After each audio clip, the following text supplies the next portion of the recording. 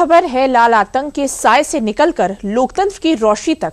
कभी जंगलों में बंदूक थामने वाले 120 नक्सली जिन्होंने 3 महीने पहले हिंसा की राह छोड़ आत्मसमर्पण कर जीवन की मुख्यधारा से जुड़ने का काम किया, उनके इस फैसले को समर्थन देते हुए छत्तीसगढ़ सरकार ने एक ऐतिहासिक कदम ले लिया है। देखिए क्या है वो ऐतिहासिक कदम इस रिपोर्ट में।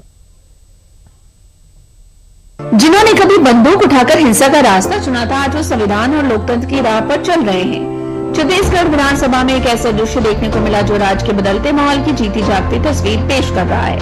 माओवादी विचारधारा को अलविदा कह चुके 120 पूर्व नक्सली शुक्रवार को विधानसभा की कार्रवाई देखने पहुंचे। इनमें कई बड़े नक्सली पूर्व लीडर भी शामिल थे, जिनका अतीत बस्तर के जंगलों से जुड़ा रहा है। छत्तीसगढ़ की विधानसभा में 120 सरेंडर नक्सली कार्रवाई देखने पहुंचे। विधानसभा कार्रवाई देखने वाले नक्सलियों में 1 करोड़ रुपए के इनामी रुपेश भी शामिल था। इसके अलावा झीरम हमले का मास्टरमाइंड 25 लाख के इनामी चैतू भी शामिल था। विधानसभा कार्रवाई देखने पहुंचे नक्सलियों को पहले सुरक्षा जांच से गुजरना पड़ा। जांच के बाद ही उन्हें दर्शक दीर्घा में बैठने की अनुमति दी गई। सदन के बाहर मुख्यमंत्री, मंत्री और विधायकों ने उनके साथ तस्वीरें भी खिंचवाई। विधानसभा परिसर में पहुंचने पर सभी की कड़ी सुरक्षा जांच हुई। इसके बाद इन्हें गैलरी में विशेष सीटों पर बैठाया गया, जहां से सभी ने सदन की कार्रवाई देखी। 3 महीने पहले जगदलपुर में सरेंडर करने वाले चैतू भी टोपी पहने सदन की गैलरी में बैठकर विधायकों की बहस सुन रहे थे।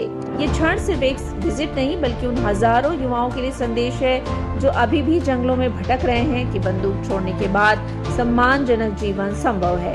साथ ही पहली बार लोकतंत्र के मंदिर में बैठकर ये पूर्व नक्सली महसूस कर रहे थे कि बैलेट की ताकत बंदूक से कहीं ज्यादा मजबूत होती है।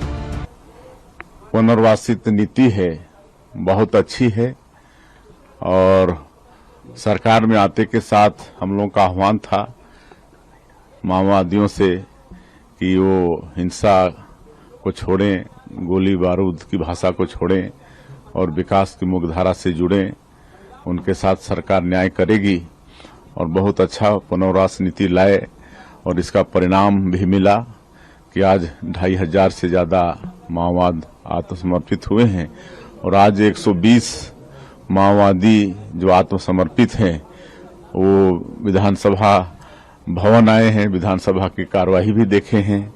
अभी हम सभी लोगों से उनकी मुलाकात भी हुई है, हमारे मंत्रीगण से, हमारे गृह मंत्री जी से, हमारे अधिकारियों के साथ, उनके साथ फोटोग्राफी भी हुई है।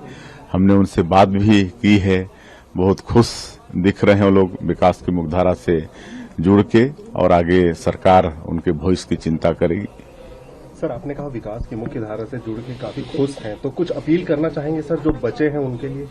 जी बिल्कुल, वो तो लगातार अपील कर रहे हैं और 31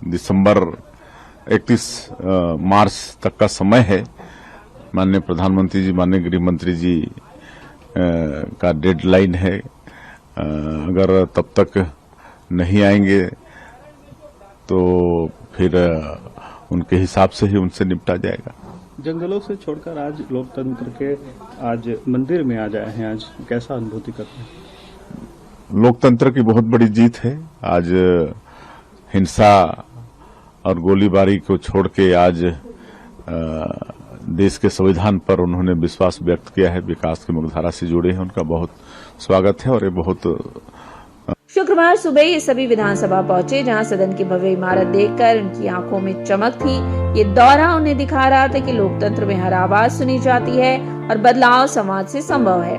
सरकार का ये कदम बस्तर में शांति स्थापना की दिशा में मील का पत्थर है, जहां नक्सलवाद अब अंतिम सांसें ले रहा है।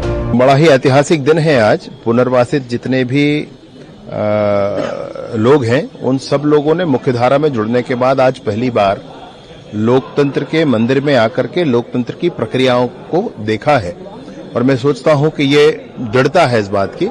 विशेष ये है, ऐतिहासिक दिन ये है कि दशकों दशक तक जंगलों में रहने के बाद आज वापस आकर के और लोकतंत्र को स्वीकार करके, भारत के संविधान को स्वीकार करके, माननीय प्रधानमंत्री नरेंद्र मोदी जी के निर्देशानुसार, माननीय अमित शाह जी के रणनीति के अनुसार और माननीय विष्णुदेव साय जी के कुशल मार्गदर्शन में ये सब कुछ संभव हो सका है।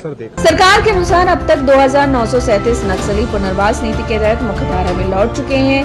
वर्ष 2025 की नई नीति में इनाम राशि, कौशल प्रशिक्षण, जमीन, आवास और रोजगार के प्रावधान जोड़े गए हैं। 7 पुनर्वास केंद्रों में 1700 से अधिक लोग प्रशिक्षण पूरा कर चुके हैं। बता दें कि केंद्र सरकार ने इस साल 31 मार्च 2026 तक देश से नक्सलवाद समाप्त करने की समय सीमा निर्धारित की है और ये तस्वीर इस अभियान की एक महत्वपूर्ण सफलता के रूप में देखी जा रही है।